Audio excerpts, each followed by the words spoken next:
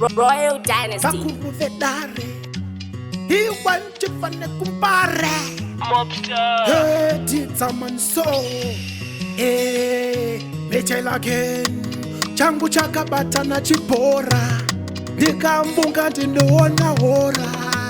Iyanenge ayo ndigaya Chiti mkuru wedare daya kuzonditora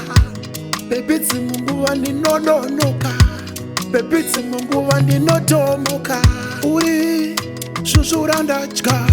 Uri modzi yechingwa wanzwa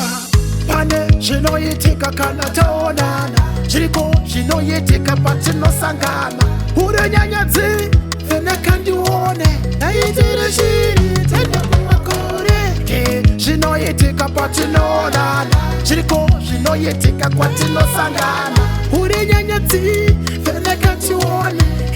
Unondipinza denga rechinomwe Haiwa chandinanga ndadandireke Haiwa nyazonditarisisa kanditembe Inini ndoda kuva newe Iwewe panguva dzese Ndasvipira kana kukurora Ndasvipira kana kukutora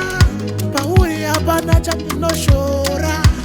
Mai vangu vawana murora Pane zvinoitika kana taonana Zviriko zvinoitika patinosangana Uri nyanyadzi vheneka ndione Naitire shiri tende kumakore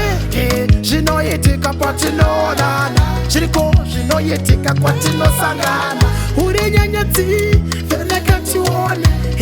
Unondipinza denga rechinomwe Changu chakabata na chibhora Ndikamfunga ndinoona hora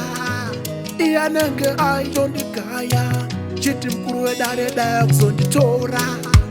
Bebitsi munguwa ndinononoka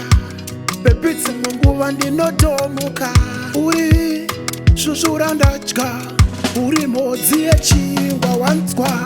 Pane zvinoitika kana taonana Zviriko zvinoitika patinosangana Uri nyanyadzi vheneka ndione Naitire shiri tende kumakore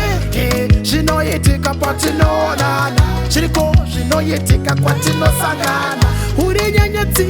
vheneka tione Unondipinza denga rechinomwe